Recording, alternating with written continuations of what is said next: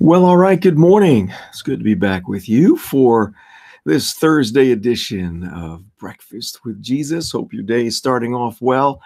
It's certainly a whole heck of a lot different than it was yesterday morning. But what are you going to do? It's a weird winter, and but it was nice. Yesterday was, man, beautiful, beautiful. Hope you had a great day with it. Good morning. We've got Marie and Jack and Julissa jumping in. Jesse, good morning. Yeah, happy Thursday. Good to see you guys. So, we're looking at, again, Matthew. Well, actually, we're in the book of Mark. We've been kind of walking through that. And we got up to chapter 6, where Jesus sends his 12 guys out 2 by 2. And so, I jumped into Matthew's account of that because he just adds, some details that I think are really important to help us understand some really, powerful kingdom principles. As I mentioned yesterday, what the disciples were sent out to do was an extension of Jesus' ministry. And so, we're not all called to do that, but we are called to function in a supernatural way. And I think that's a huge lesson here. The disciples went out and did all these amazing things, and we get to do stuff like that as well in our particular path or journey that we're on, that it's going to always include the supernatural. And so I wanted to just share a few other points with you this morning based on this passage that I think really highlight how things work for us, in the kingdom of God, in our lives. And the first thing we notice here is that when Jesus called his 12 disciples together, it says that he gave them authority. And in this case, it was authority over unclean spirits and diseases and all these different things, right? Which we also have. But what I want you to understand today is that, you have been given authority to do what God's created you for, okay? There's a lot of folks who are very tentative when it comes to stepping out, in whatever it is that they're really supposed to be doing, their purpose, their destiny, their calling in life. Very tentative, very insecure, uncertain. And there has grown up in the church, if you're, in that world over the past generations, this idea that you somehow need permission from somebody, in authority in that world, or really anywhere, that you somehow need somebody's permission in order to become who God created you to be and do what he called you to do. And that's a lie. That is an absolute lie. One of the things that Jesus did through his death and resurrection was cleared out and took away every barrier between us and the Father.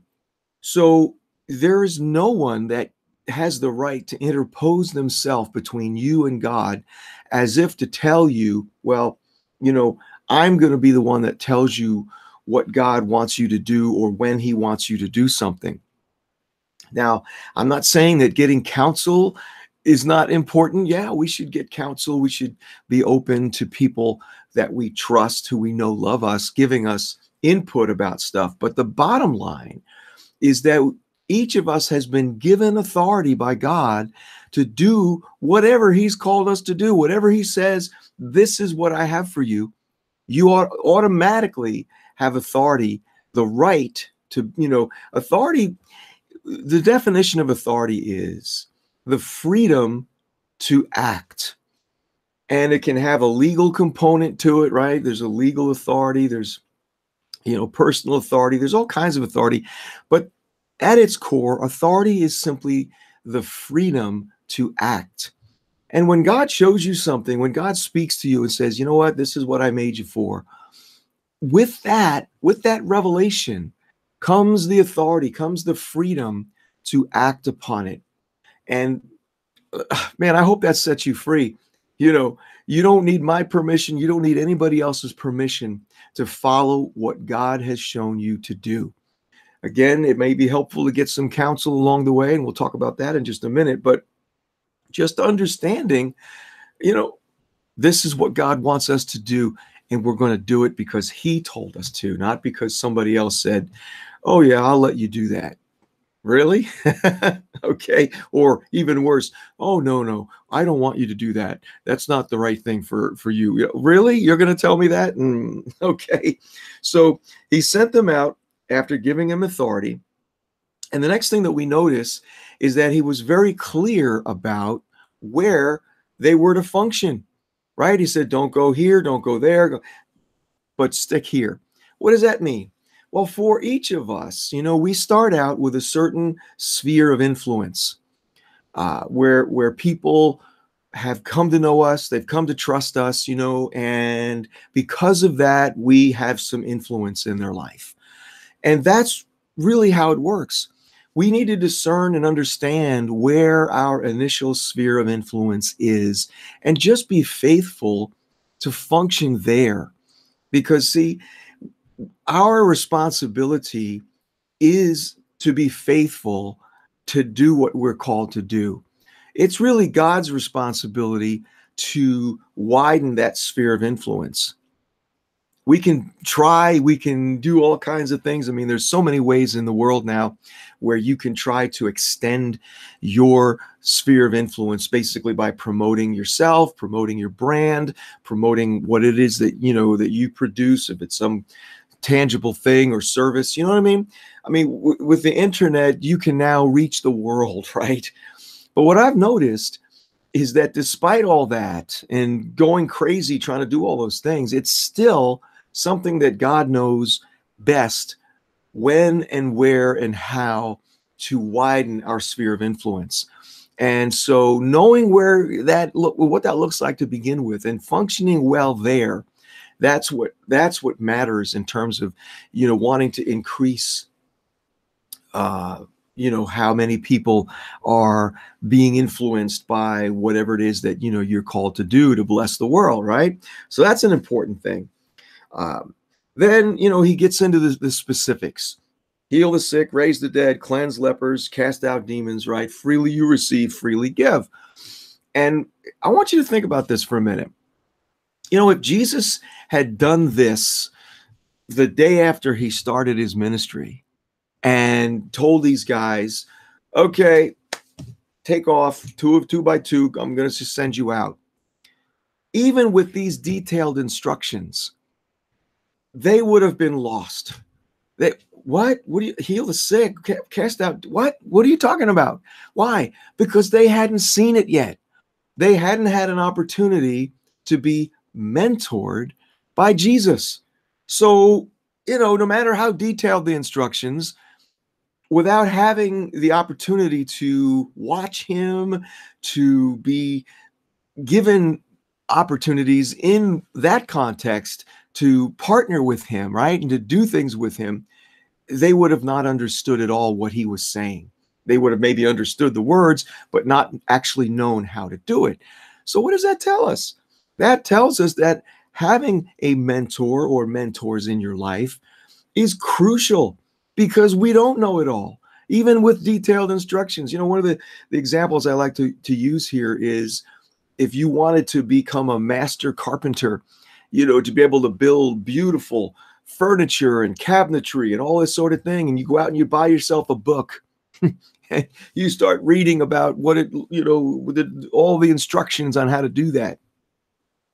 That's a vast difference between actually working with someone who knows how to do it, who can show you, you can watch them, they can give you their wisdom, the benefit of what they've learned and how to avoid the dumb mistakes they've made, right? This is what mentorship is all about. And it's actually what Jesus had in mind when He told us to make disciples. We're supposed to do what Jesus did. He brought people around Him. They hung out together. He did stuff. They watched Him. And then at some point He said, "Hey, come on, I want you to do it with me."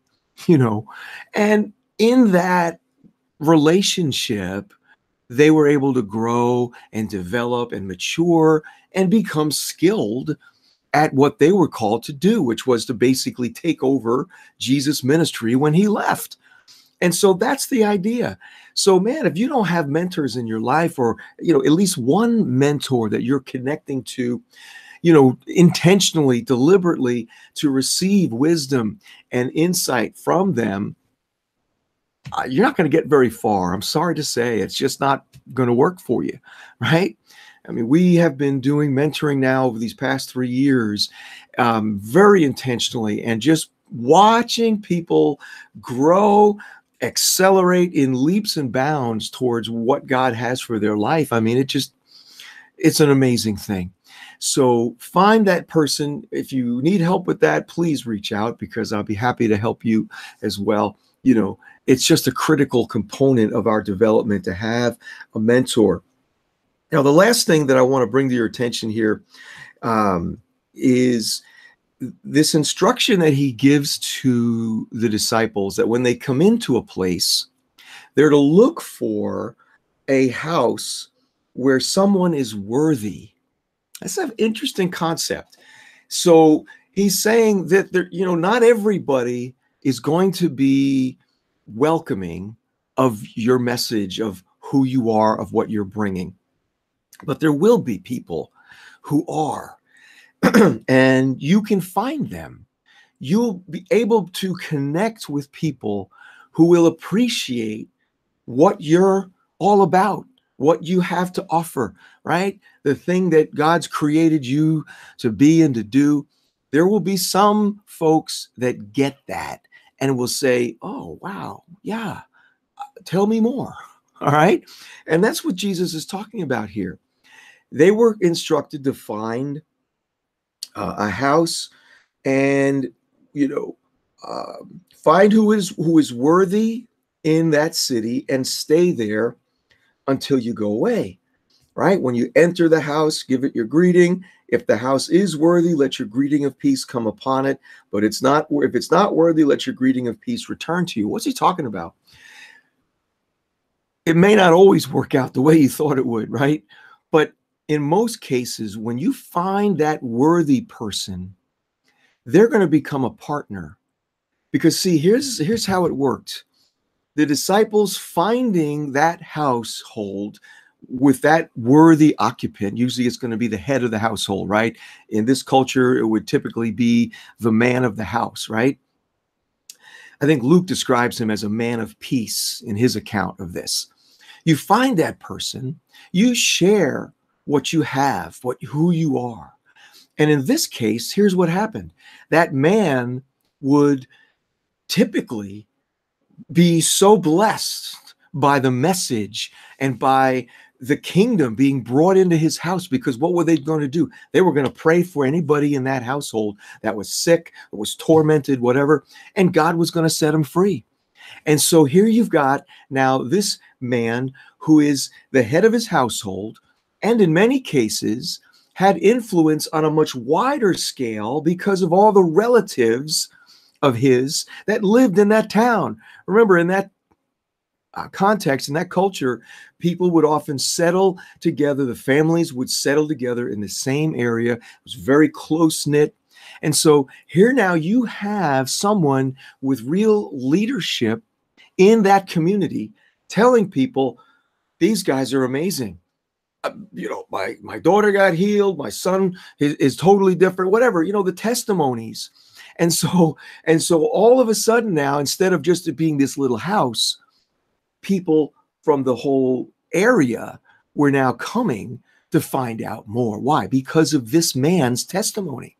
And so what you're going to find in your pursuit, you're going to find these strategic relationships that God has for you with people who, like Jesus said, who are worthy because they are open to whatever it is that you have to offer. And in that relationship, they're going to become the leverage that you need to reach a wider segment of people and area, right? It's just an amazing thing.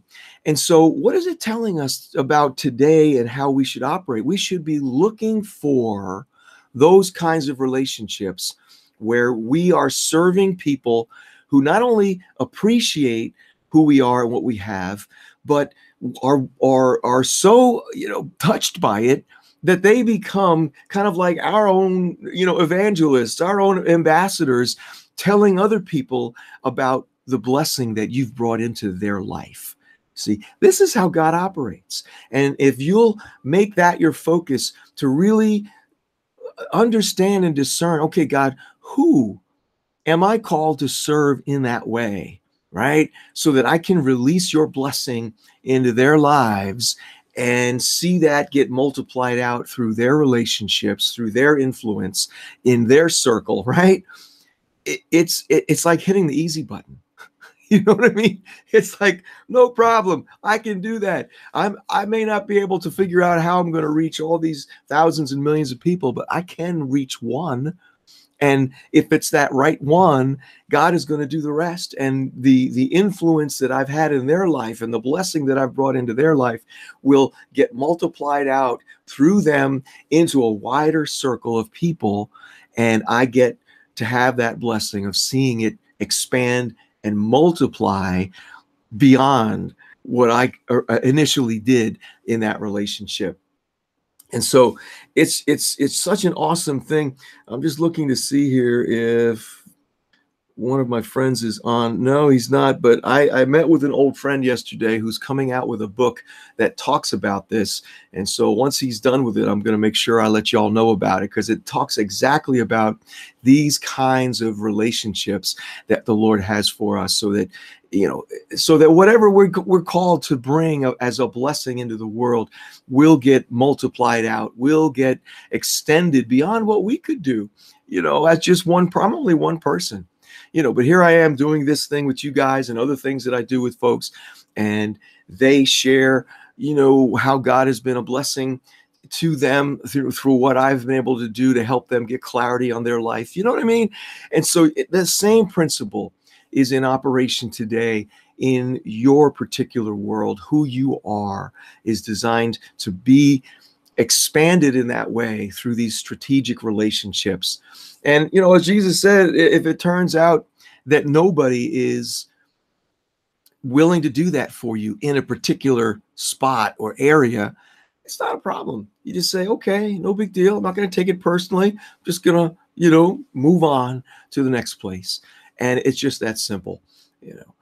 I find that many people stick around longer than they should, because of the other relationships that they have in a particular area or a church or whatever, when there's really no support for them in that area. If that's the case, get out. It's time to move on. Find a tribe who will appreciate who you are, what you're called to, and are willing to support and even run with you in the fulfillment of that thing.